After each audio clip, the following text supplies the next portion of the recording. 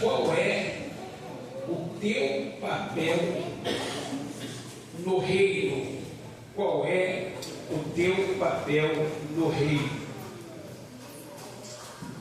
Antes de iniciar essa mensagem, eu gostaria de dizer para a igreja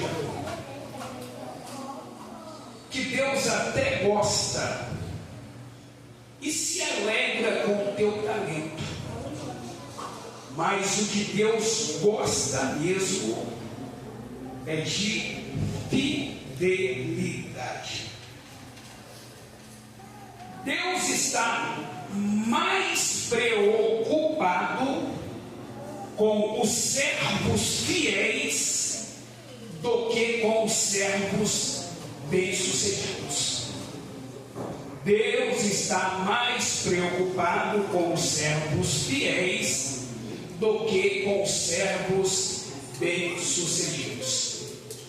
Olhe para mim, existe uma série de coisas que devem fazer parte da vida de um obreiro, da vida de alguém chamado. Orar, estudar a palavra de Deus, pregar o evangelho, viver em comunhão, dizimar, ofertar, participar dos cultos ativamente, ser aluno da escola bíblica dominical. Todas estas coisas são importantes e devem fazer parte da vida de um obreiro, mas não o caracteriza como um obreiro aprovado. Obreiro aprovado, servo aprovado, é aquele que não só entende o seu papel no reino, mas cumpre.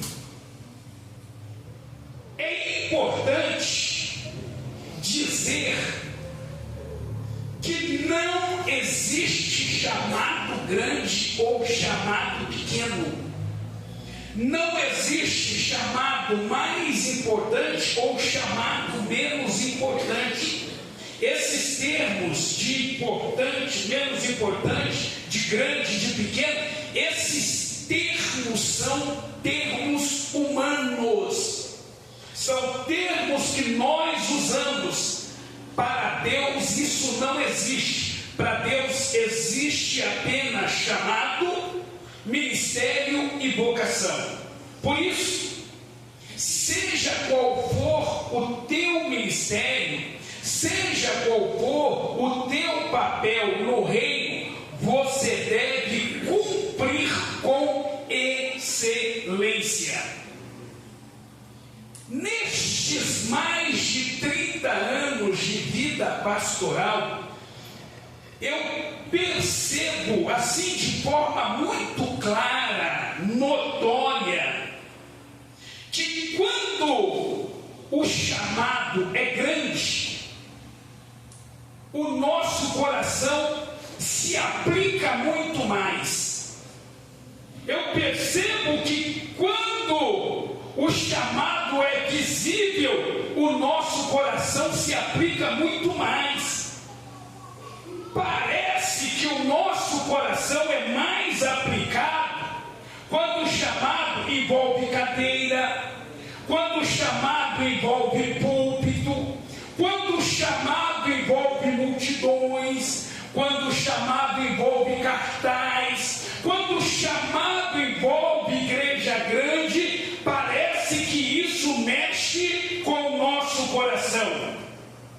Mas eu quero dizer nessa noite que existem chamados que não tem nada disso, não tem cadeira, não tem púlpito, não tem multidão e não tem cartazes, e o ministério é tão importante como. Quando você assiste um filme na televisão, ali aparece uma meia dúzia de pessoas, de atores, que aparecem no filme, e você se emociona com o filme, com as ações, com tudo que acontece ali, mas a gente não pode se esquecer que para ser feito um filme é necessário pessoas que aparecem e pessoas que não aparecem. A conclusão, a essência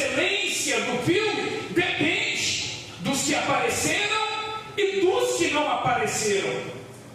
Quando você entra dentro dessa igreja, você vê esse prédio bonito, a estética bonita, a pintura, tudo muito bonito, mas nós não podemos ignorar ou se esquecer que para essa estrutura estar de pé, existe uma alicerce, existem colunas, existe toda uma estrutura que está escondida.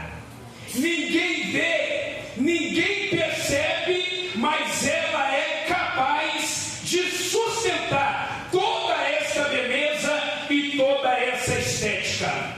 E eu vou repetir nessa noite: para Deus não existe chamado grande e nem chamado pequeno. Para Deus existe chamado. Quando nós lemos os evangelhos, que são 4, Mateus, Marcos, Lucas e João, cada escritor colocou nos seus escritos uma listagem com o nome dos discípulos, os 12. Então, nós temos 4 listagens no Novo Testamento, mais especificamente nos evangelhos, 4 listagens com o nome dos discípulos. Preste atenção, todas essas listagens estão divididas em 3 grupos. Primeiro grupo, segundo grupo, terceiro grupo. Primeiro grupo, Pedro, Tiago, João e André. Segundo grupo, Filipe, Bartolomeu, conhecido como Natanael, Tomé e Mateus. Terceiro grupo, Tiago, filho de Alfeu, Tadeu, Simão e Judas. 3 classificações, primeira, segunda e terceira. Essas classificações, elas estão divididas pelo nível de intimidade.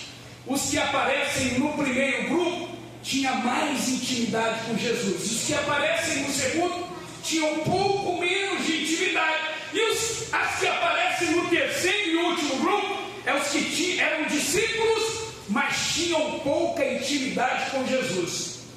Primeira observação: o nome de Pedro aparece em todas as listagens, na de Mateus, na de Marcos, na de Lucas e na de João. Outra observação: o nome de Pedro é sempre o primeiro nome.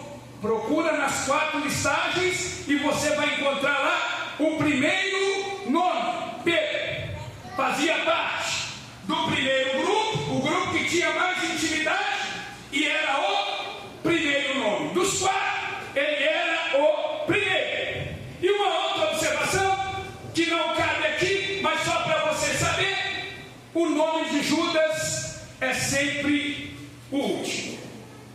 Mas esquece Judas. O que eu quero falar nesta noite é sobre um homem chamado André. Muitos não o conhecem e poucos o conhecem pouco. Até porque a Bíblia não fala muito de André. O que André fez? O que André realizou? As suas pregações atraíram multidões. O nome de André sempre esteve em cartazes ou nas redes sociais. E a pergunta que não quer se calar: quantos milagres André operou? A Bíblia não relata muita coisa dele, mas diz que ele era discípulo de Cristo, irmão de Pedro. E na listagem que eu acabei de falar, o nome de André aparece sempre no primeiro grupo: Pedro, Tiago, João e André. Mas dos 4 que tinha mais intimidade, André era o 4º, o último. Dessa listagem do primeiro grupo, Pedro, Tiago, João e André, André é o nome que menos aparece. Seu nome era discípulo, depois se tornou apóstolo. Mas acredite, o nome dele aparece só 9 vezes no Novo Testamento. E mais, evangelista Natan, André não escreveu nenhum livro. E sempre que é mencionado o nome de André, não é mencionado porque ele realizou alguma coisa, é mencionado ali de passagem. E outra coisa, toda vez que cita o nome de André, cita que ele era irmão de Pedro. Parece que ser irmão de Pedro tinha mais peso do que o seu próprio nome. Esse era André. E qual era o ministério de André? O ministério de André era nos bastidores. André sempre trabalhou atrás das câmeras. Esse era André, um homem que nunca fez milagre, um homem que nunca apareceu. E eu aproveito para fazer uma outra pergunta. E quem era Pedro? Pedrão. Quem era Pedro? Em todas as listagens, ele faz parte do primeiro grupo. E em todas elas, ele é o primeiro do grupo. Pedro era o líder e a voz de todos eles, o mais citado, o mais ousado, o mais corajoso, o mais impulsivo. Pedro estava no Monte da Transfiguração. Pedro estava no Getsemane, um dos momentos mais difíceis da vida de Jesus. Pedro estava lá. Foi ele que disse para Jesus: Tu és o Cristo, o Filho do Deus vivo. Foi para ele que Jesus disse: Tu és Pedro, e sobre essa pedra edificarei a minha igreja, e as portas do inferno não prevalecerão contra ela. Após o Pentecostes, Pedro pregou uma mensagem e ganhou mais de 3.000 almas. Ele e João curaram o coxo na porta do templo chamado Formosa. Pedro ressuscitou Dorcas e mais. As pessoas colocavam os doentes na rua para que quando Pedro passasse, ao menos a sombra de Pedro cobrissem os doentes e os enfermos. Foi Pedro quem apresentou o evangelho aos gentios. Foi Pedro, um pregador eloquente e de grandes multidões. Enquanto André não escreveu nenhum livro, Pedro escreveu 2. Pedro era o homem das multidões, um pregador eloquente.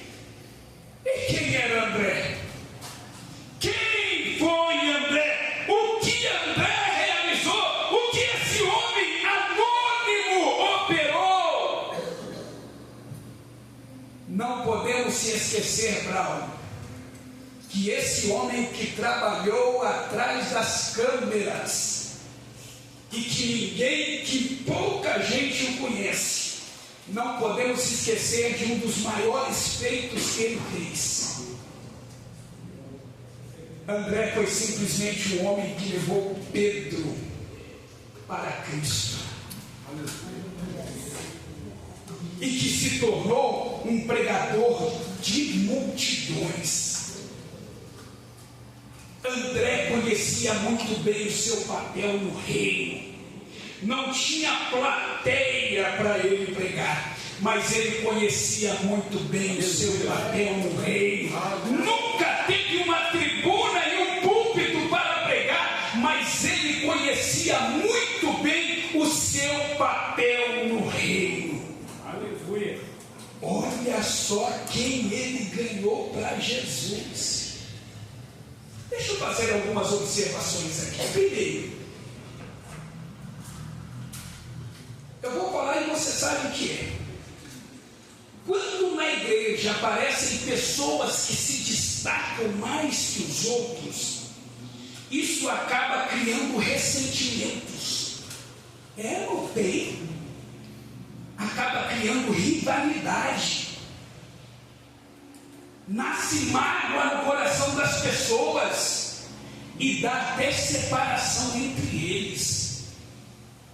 O fato de Pedro ser maior que André nunca o incomodou, porque André sabia qual era o seu papel no reino. Aleluia. Quando André levou Pedro para Cristo, André sabia quem era Pedro. Eles eram irmãos. André sabia que aonde Pedro chegava, ele assumia a liderança. André sabia que em pouco tempo Pedro ia assumir a liderança no grupo e André ia ocupar uma posição secundária. Mas isso nunca incomodou o coração de André, porque André sabia qual era o seu papel no reino. Tanto Pedro quanto André sabiam qual era o papel de cada um no reino. Começa a cantar muito. Ah, mas está cantando muito, está pregando muito, está atraindo multidões, está se destacando. E daí? Eu sei qual é o meu papel no reino. Não, olha, sexta-feira eu me esmalhei aqui pregando. Mas preguei, ninguém deu glória. Aí, uma pessoa chamada Natan, evangelista Natan, na hora que eu acabo de pregar, eu olhei para aquele irmão. Depois que eu fiz 50, a potência, não sei se foi a idade ou se foi a irmandez, com o Ministério de Louvor, que acabou com a minha voz. Eu cismava de ficar cantando com ele no Ministério de Louvor, e hoje eu canto o hino da harpa e já estou com a voz ruim. Estou pregando aqui, minha voz está queimando. Estou com a voz ruim. Não sei se é a idade ou se é a irmandez, um dos dois. Pode ser a idade. Aí acabei de pregar a palavra de Deus. Olha uma mensagem, tal, dentro do tema, tudo certinho, direitinho. E glória a Deus, aleluia, eu empolgado, suado, camisa suando. Daqui a pouco chega o Natan, pega o microfone, irmão, com 1 minuto, a igreja estava quase virando camanhota, não. E todo mundo vem, caiu, pula daqui para lá, pula de lá para cá, e o fogo caindo, os irmãos com a mão para cima. E se eu não conheço o meu papel no reino? E se eu não sei quem eu sou no reino? Poxa, esse camarada está se destacando demais, está crescendo demais, está atraindo muita igreja. Não, André e Pedro, ambos tinham papel de liderança, e tanto André como Pedro sabia qual era o seu papel. Eu tenho o meu papel de liderança, o evangelista Natan tem o seu papel de liderança, tanto eu sei qual é o meu papel, quanto ele sabe qual é o papel dele.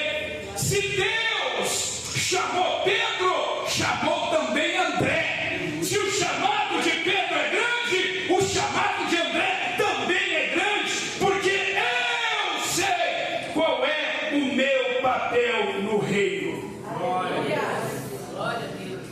Pedro pregava para multidões.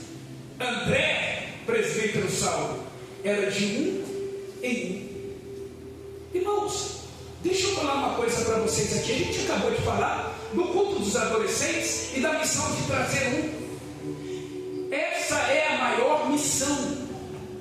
Esquece esse negócio de multidão. Levar pessoas individualmente para Cristo produz um resultado muito maior.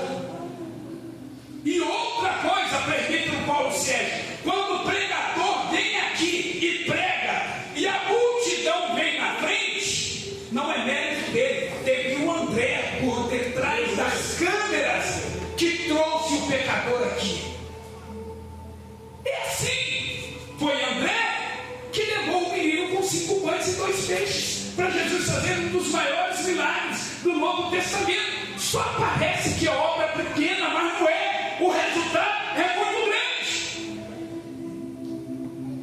Eu não sei se você conhece ou já ouviu falar da história Você pode aplaudir o Senhor?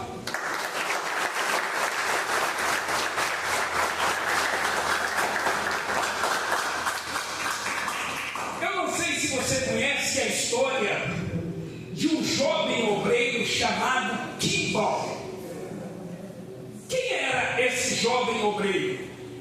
Kimball era um pregador, professor de escola bíblica dominical, mas era muito novo, muito tímido e até medroso. Kimball era alguém assim tipo André, que não aparecia muito, mas sabia do seu papel no reino. E esse jovem chamado Kimball, ele tinha um amigo que trabalhava em uma loja de sapatos. Ele tinha um amigo que era vendedor de sapatos. E Kimball, movido por Deus, movido pelo Espírito, desejou ir lá na loja visitar o seu amigo e pregar o Evangelho para ele. Mas Kimball estava com medo, estava temeroso, mas ele se esforçou e foi.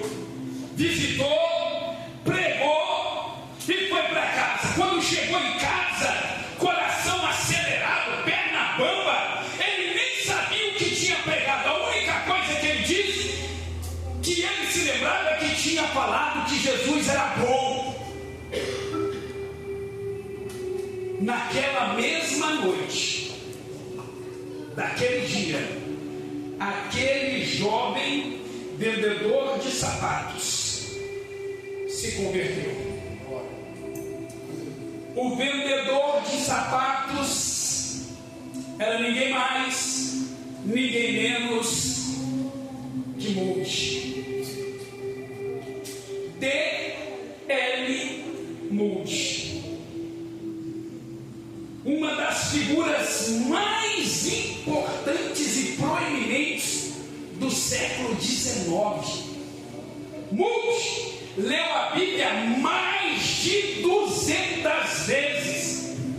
Moody, quando dobrava os joelhos na madrugada, ele passava 4 horas intensas na presença de Deus. Quando Moody iniciou seu ministério, em um único ano ele alcançou mais de 600 famílias. Moody fundou uma escola que tinha mais de 1.500 alunos. Olhe para mim, aquele vendedor de sapatos, só na Inglaterra ele ganhou mais de 3 milhões de almas para Cristo. Kimball era um pregador anônimo, mas Moody era um pregador de multidões e ganhou milhares e milhares de almas para Jesus. E quem levou Moody para Cristo?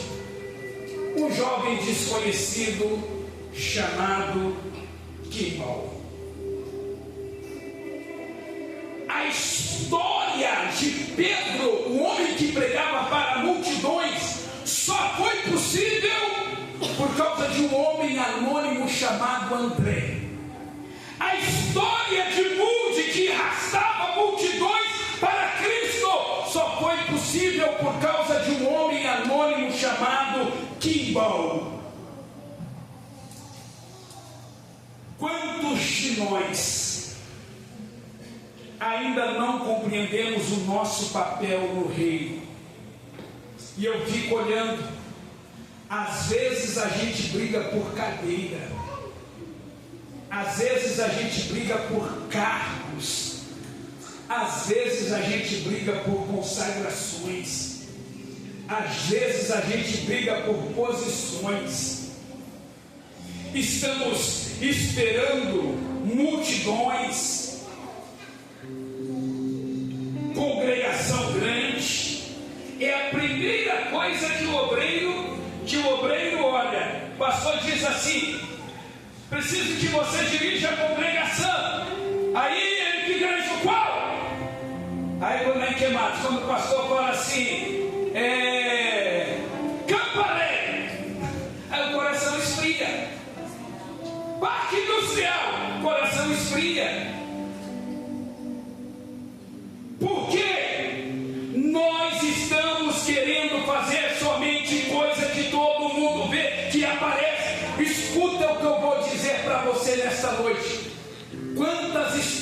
poderiam estar sendo escritas se você conhecesse o seu papel no reino. André é o retrato daqueles que trabalham em silêncio, nos lugares mais humildes, nos lugares pequenos, com poucas pessoas. André é aquele tipo que não espera reconhecimento de ninguém, mesmo sem ser citado, ele se apresenta, vai e faz. Olha, irmão, André era tão anônimo que nem mesmo depois do Pentecostes a Bíblia cita o nome dele. Nem mesmo depois de se tornar apóstolo, a Bíblia cita o nome dele. Provavelmente, depois da morte de Jesus, depois do Pentecostes, provavelmente ele continuou sendo um homem anônimo, continuou trabalhando nos bastidores. A Bíblia não conta, mas a tradição diz o seguinte: que ele foi crucificado em Acaia, no sul da Grécia. E diz a história que ele levou o evangelista Natan, a mulher do governador, para Cristo. E isso deixou o governador muito irritado. O governador chamou a sua esposa e ordenou que ela negasse a Cristo. E ela não negou. E ele, para se vingar, mandou prender André e mandou fazer uma cruz em X. E sabe o que o governador fez? Não quero que vocês o crucifiquem com pregos, porque isso mata rápido. Eu quero que vocês amarrem ele na cruz em praça pública. O governador estava enfurecido. Eu quero uma morte lenta para André. Ao invés de André, irmão, se fosse um de nós, porque por muito menos a gente reclama, a gente murmura, por muito menos a gente chuta o pau e vai embora. André, no meio da praça pública, amarrado, o verdadeiro vexame, o horror de sofrimento. Ao invés de reclamar, todo mundo que passava, com a pouca força que ele tinha, ele dizia: olhem para Cristo, olhem para Cristo, olhem para Cristo. E a história diz que, amarrado em uma cruz, ele ganhou muitas almas para Jesus. E isso, irmãos, não se trata de ter um ministério grande ou um ministério pequeno. Não se trata disso. Ele nunca pregou para multidões. Ah, pastor, mas eu só tenho oportunidade para pregar na consagração. Isso não é ser esquecido, isso é chamado. Mas pastor, só me convido à igreja que tem meia dúzia. Eu estou perdendo o brilho. Irmão, isso não é perder brilho, isso é chamado. Irmãos, às vezes, eu sou o que menos prego aqui diante do domingo. Pode contar as vezes que eu preguei esse ano. Mas às vezes a pessoa quer isso, quer os domingos, quer os cultos que tem mais gente, quer a igreja grande, mas visita o hospital. Visita o hospital. Alguém aqui já foi visitar como é o nome do irmão lá da Maria? Alguém já foi visitar a Mocante? Alguém já foi visitar a irmã Ana Rocha, que está com câncer? Mas a pessoa quer pregar para a multidão. Já veio aqui em Babilônia? A Aliança de Graça da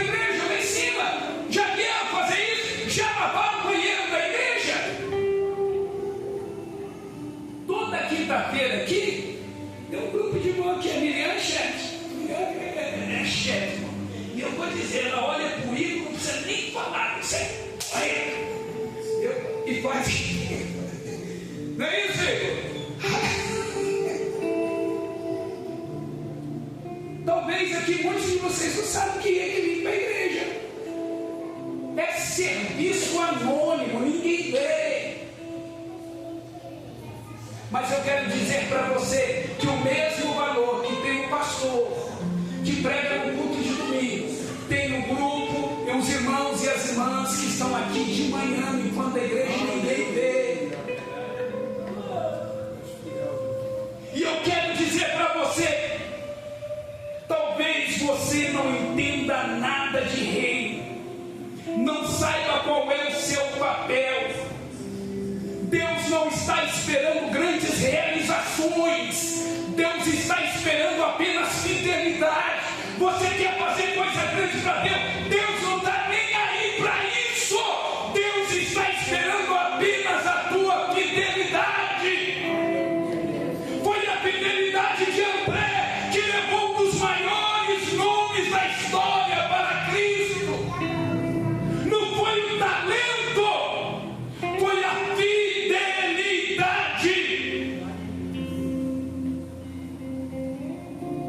Quando a gente entra dentro de uma,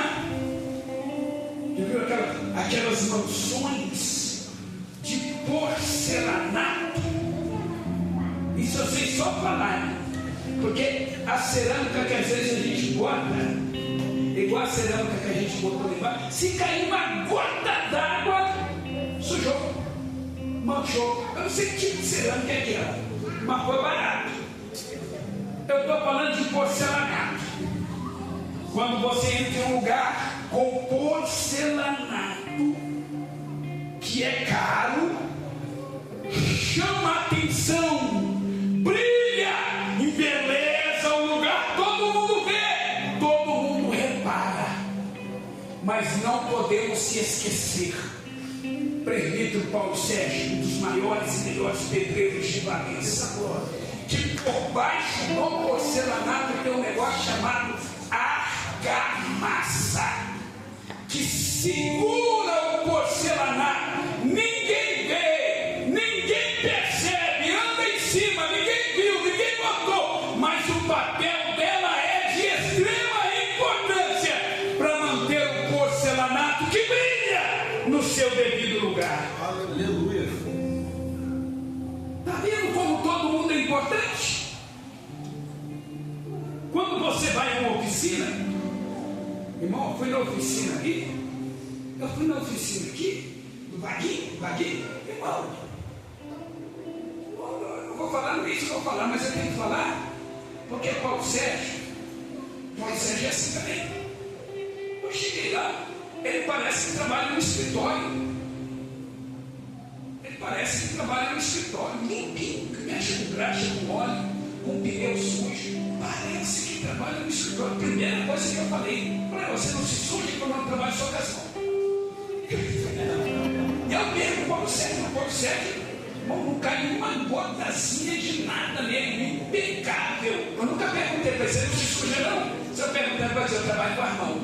Mas é sobre isso que eu quero falar do mecânico. Quando você chega lá na oficina dele, pastor Jonas, eu gosto disso, porque se os irmãos verem como eu trabalho, irmão, meu Deus do céu, eu tenho até pena de mim mesmo. Que eu começo a trabalhar 8 horas da manhã, 8h05, eu já estou sujo dos pés e cabeça, completamente sujo.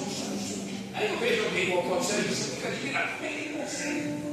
Não é porque ele trabalha devagar não, tá, irmão? É porque ele é habilidoso, devagar. Vamos lá. Quando você chega em uma oficina, e o horário já passou, quando você chega numa oficina, no quadro de ferramentas, tem ferramenta grande e ferramenta pequena, presbítero Sebastião. Sabe quais são as ferramentas que chamam mais atenção? As grandes. Elas são mais evidentes, elas aparecem mais. Mas sabe de uma coisa? Tem serviço que a ferramenta ferramenta grande não serve. Tem que usar a ferramenta pequena. Talvez você que está aqui nessa noite se sinta uma ferramenta pequena, mas eu quero dizer, você precisa entender o seu papel no reino. Tem lugar que a ferramenta grande não vai. Aí vai você, que é André, que entende o seu papel, e Deus te usa, e você traz Pedro para Cristo. Aleluia. Eu preciso terminar, mais 5 minutos eu termino. O demônio foi prestar conta ao seu demônio chefe, e quando chegou lá, ele se queixou porque ele não estava conseguindo êxito. Ele disse: eu não consigo tirar mais ninguém da igreja. Aí o demônio chefe, experiente, maduro, cabeça branca, muitos anos de experiência, olhou e falou para ele: deixa eu te ensinar. Esquece esse negócio de tirar a pessoa da igreja. Não precisa tirar, não. Esquece. Semeia a semente da confusão, da intriga, da fofoca no meio deles, e depois você vai ver o resultado. Passou alguns dias, ele voltou e disse para o chefe: demônio chefe, deu certo, porque agora está uma fofocaiada danada na igreja, e o pastor teve que abandonar tudo para tratar da fofoca da igreja. Deu certo, agora a igreja não evangeliza mais, porque nem horário e dia eles conseguem combinar. Aí ele concluiu dizendo: eles perderam o foco. O diabo não quer tirar você da igreja. Esquece. Você vai morrer aí nesse lugar sentado. A única coisa que o diabo quer é que você perca o foco. É isso. Porque se André não cumpre o ministério, Pedro não se converte. E se Pedro não converter, não tem multidões para Cristo. Se Kimball não for fiel ao chamado, Moody não se converte. E se Moody não se converter, não tem multidão para Cristo. Qual é o teu papel no reino? Não perca o foco. Não perca o foco. Tem muitas histórias que poderiam estar sendo escritas por causa da tua fidelidade e não foram escritas ainda. A primeira coisa que André fez quando ele se converteu foi levar Pedro para Jesus. A primeira coisa que Filipe fez quando se converteu foi levar Natanael para Jesus. A primeira coisa que o gadareno fez quando foi liberto foi falar para sua família o que Jesus tinha feito. A primeira coisa que a mulher samaritana fez quando ela teve encontro com Jesus foi ir para a cidade avisar quem ela tinha encontrado. Irmão, a gente precisa deixar a preguiça para trás. A gente virou preguiçoso. A gente não evangeliza mais. A gente desconhece o nosso papel no reino. Eu vi o vídeo hoje do Cid Clay, no meio da rua pregando, no Santa Rosa, pregando, e é hoje isso, de tarde, irmão. Mas a gente não tem mais tempo para isso. Sabe por quê? Nós perdemos um pouco.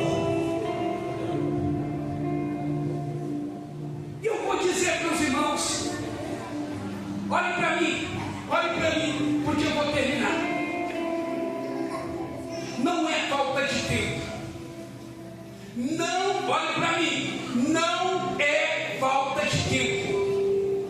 Nós perdemos o foco. O tempo é o mesmo, o chamado é o mesmo. O problema é que nós perdemos o foco. Não conhecemos o nosso papel no reino.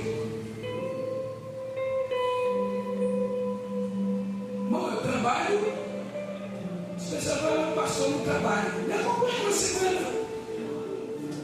Me acompanha uma semana.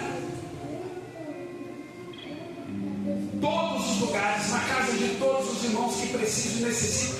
Eu estou lá, porque eu sei qual é o meu papel no reino.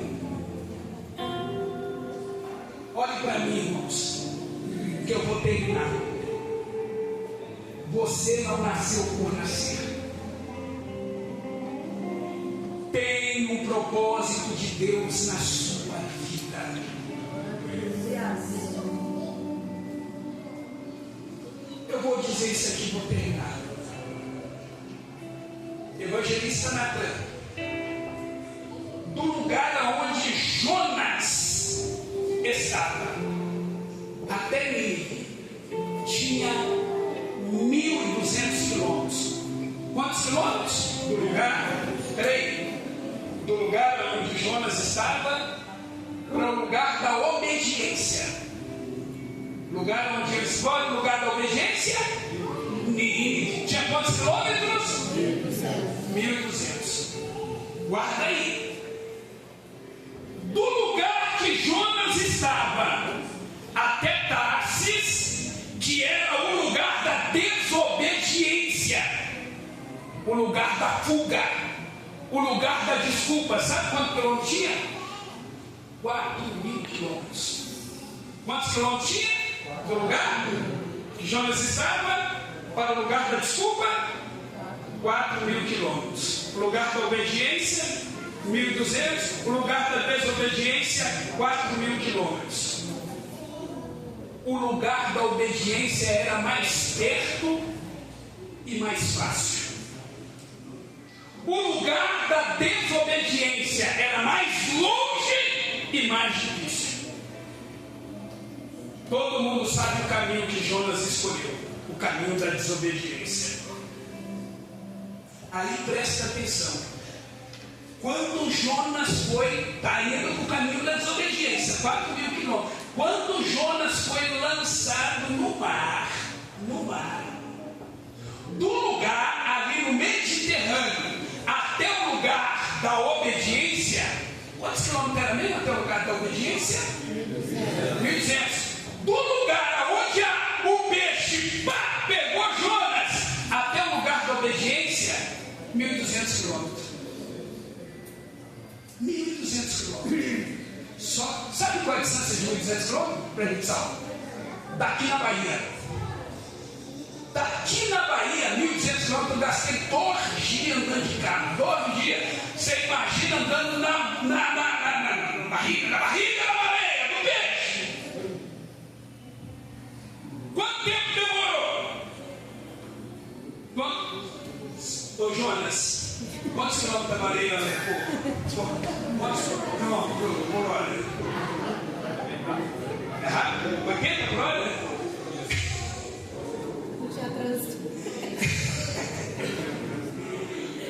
Jonas teve que fazer o mesmo percurso, só que com um detalhe. Ele foi no ventre do peixe. E segundo ele, o ventre do peixe era um inferno. Está vendo como é melhor ir de navio? Está vendo como é melhor obedecer? Está vendo como é melhor se ater ao nosso papel e cumprir o nosso papel? Ou você vai de peixe? É isso que você quer? Esse é o caminho que você escolheu? Eu quero dizer para você que de peixe ou de navio, se Deus tem um chamado na sua vida, você vai, queira você ou não. Se você quiser de peixe, glória a Deus e aleluia. Mas se não quiser, vai de peixe. Vai sofrendo, vai chorando, mas vai. Eu concluo agora. Estava num culto igual esse aqui, com menos pessoas, pouquíssimas, numa cidade no interior dos Estados Unidos, muito frio, e caiu uma nevasca muito violenta. O pastor não conseguiu chegar por causa da nevasca. Sabe o que aconteceu? Um jovem da igreja, naquele dia, teve que assumir o lugar do pastor e pregar. Não teve medo, né? Igual Vinícius Júnior. Cadê a bola? Vinícius Júnior com a bola aqui para bater o pênalti, aí entrega para você chegar comigo com esse jogador de futebol. O jovem não fez isso. Pastor não chegou e agora, o que vou fazer? Vou fechar a igreja, vou para cá. Não, vamos cantar, vamos louvar. Daqui a pouco ele abriu a Bíblia, pegou em Isaías 45, 22. Olhai para mim e sereis salvos. Sabe quem estava lá naquele culto? Sabe quem estava lá naquele culto e se converteu? Charles Spurgeon. Já pensou se ele fosse Vini Júnior? Já pensou? Não perca o foco, não abra mão daquilo que Deus te confiou. Eu termino agora. Pode me mandar, se coloque de pé. Se coloque de pé, que eu quero falar isso aqui e nós vamos louvar a Deus para ir para casa.